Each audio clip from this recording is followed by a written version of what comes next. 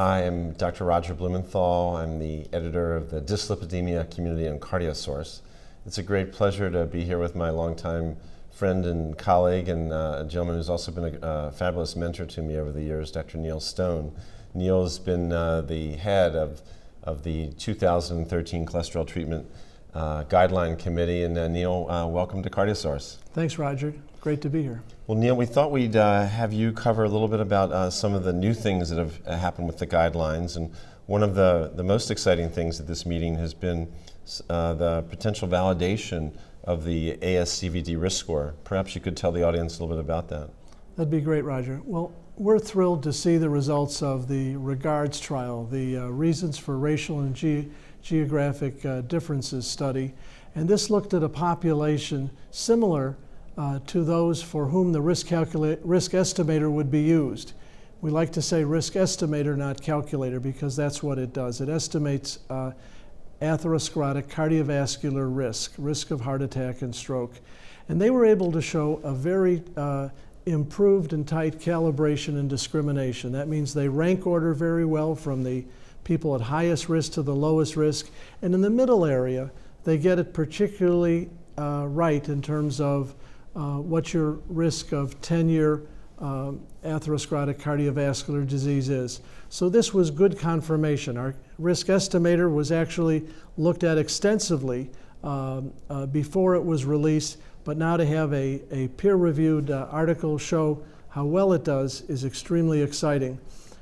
Also, we were happy to hear a session yesterday where Dr. Sanjeev Kaul presented the guidelines to the group and was able to emphasize that when you use the risk estimator and you try to determine if someone has a 7.5% or more 10-year risk in primary prevention, the estimator doesn't give a prescription necessarily. Instead, it leads to a risk conversation where, first of all, the evidence, second of all, the patient characteristics that inform physician judgment, and lastly, informed patient preference decide whether treatment's given.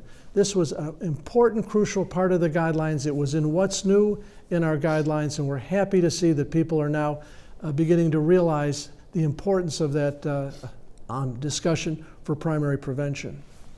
Well, Neil, it seems like your committee and the risk assessment committee tried to avoid using that terminology we had in the last set of guidelines, intermediate risk. And I think clinicians still in their own mind would probably say, well, isn't 5 to 7.5% quote intermediate risk? And I was wondering what advice you would give them about that. Well, it turns out, of course, risk is a spectrum. It's a spectrum from 5 to 15 to 20. Mm-hmm. The problem with any hard number, even the 7.5, is you always wonder, what does that mean? We chose 7.5% based on 3 large primary prevention-based studies. And we found there was benefit from statin therapy down to 5%. We didn't choose 5% because we knew any risk estimator could slightly overpredict at times. So we used 7.5%, but we used that number as the start of the conversation, a number where a clinician could say, I've got evidence that a statin benefits you based on these large trials. But patient characteristics inform that judgment. And of course, once there's an informed patient, you have informed patients that can contribute to it. Moreover, we said, and this was something that some people didn't see on their first read, that for young people, you could inform the judgment by seeing if LDL was 160 or more, whether there's a family history of premature vascular disease, or whether there was an increased lifetime risk. We've got a lifetime risk calculator in our estimator.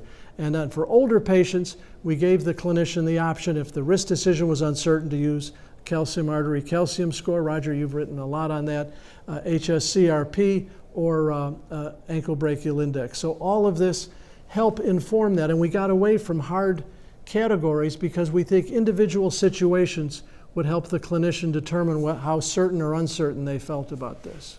I remember Gina Collada quoting our superstar from the Ciccarone Center, Seth Martin, as saying the ideal situation would be if we could combine a lot of these guidelines so that the US guidelines and the European guidelines and the Canadian guideline committees could get together is there any possibility that any formal collaboration, say for the next set of guidelines, could take place? Well, first of all, we think the risk estimator ought to come from the individual guidelines place of interest. So there should be a guideline that pertains to the U.S. In terms of estimating risk. Likewise in Europe. An estimator that works in Europe might not work in the United States and vice versa. It doesn't mean either one's right or wrong, they're just not appropriate. So there would have to be some differences. We're encouraged because the NICE guidelines that are up for public opinion say they would treat to an ASCVD risk of 10%. They include revascularization, so it's very close to our 7.5%. Also now we hear that there's a new British guideline that's focusing on a calculator that calculates lifetime risk. We calculate lifetime risk. So we think we're all coming together. There are some differences, of course, but we're coming together in terms of trying to understand how important it is that risk should help drive the determination of therapy. And Neil, I know your guidelines were evidence-based. They said the evidence with statins are clearly king. We've had some great presentations about PCSK9 modulators this meeting.